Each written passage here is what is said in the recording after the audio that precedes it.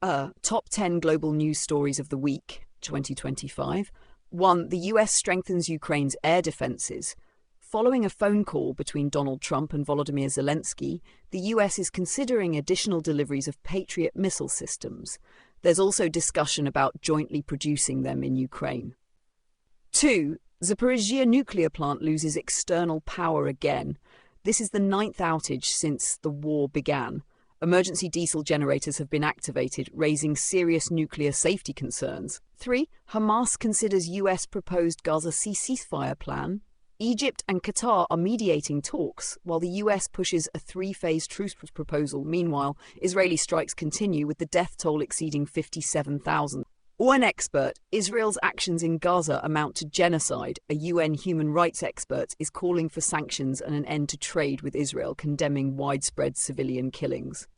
5. China and Russia strengthen their Dragon Bear alliance. The two powers are deepening cooperation in defense, energy, and finance in a joint effort to challenge Western global dominance. 6. US and EU rush to avoid trade clash. A July 9th deadline looms to resolve auto tariff disputes.